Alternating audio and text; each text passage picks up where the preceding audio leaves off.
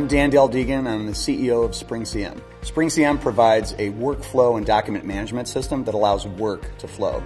And by that I mean we provide contract management, onboarding, and any process that is really intense in terms of the approvals and the collaboration around a document and a lot of hands touching that document between organizations. We facilitate that collaboration. And the use case we're most widely known for is contract management in the Salesforce ecosystem. The biggest challenge I've faced in my current role was taking on the CEO position, not as the founder of the company.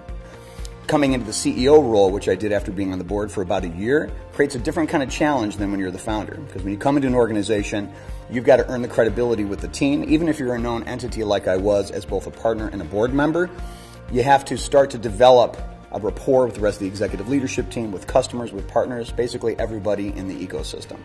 And what I jokingly tell my friends is if you take on the CEO role of a company and you are not the founder, you should insist on serving on the board for at least a couple of quarters first, because it gives you complete line of sight to what changes you want to make, how you want to round out the executive leadership team, other people you want to bring into the organization. So I had that benefit. When I took on the CEO role, I realized one of the first things we needed to do was rally the executive leadership team together to figure out what problems are we going to solve first. Because when you take on a new gig like this, potentially you could get distracted with any number of different things, dozens perhaps of priorities that may seem all very important, but if you try to chase them all at the exact same time, you're just going to spread yourself and your time and your resources like peanut butter very thinly in too many directions, and you won't do any one thing very well. So we had to prioritize. And as simple as that sounds, it takes a process of collaboration and really developing rapport with your team. And probably the central element you have to develop is trust. And what we ended up doing was limiting the playing field of solutions we're trying to deliver to the marketplace to make it more manageable and do a few things really well, just making sure those few things we're going to do are the ones with the most lucrative market opportunity.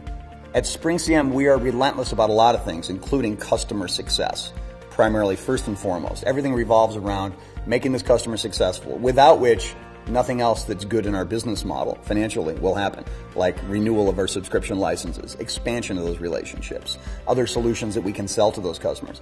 None of that happens until and unless the customer is successful with their first implementation. Now, getting there isn't just about surrounding that customer with resources and skills and talent and assistance to help them deploy their solutions. It certainly includes that. But what we found is it starts even earlier in the conversation at qualifying.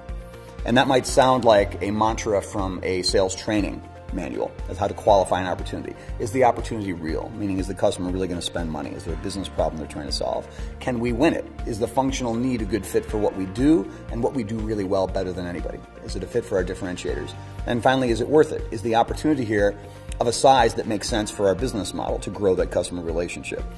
And I've seen examples of companies that do a lot of things right, but if you pursue the wrong opportunities and you end up with customer relationships that are not a great fit for you, it's hard to grow that customer relationship over time and to make that customer successful. So we are maniacal about qualifying fit in our revenue pipeline before we invest significant time and energy and resources into an opportunity. So that when we win a deal with a customer, we covet that relationship and we've qualified it as a really good fit for us functionally.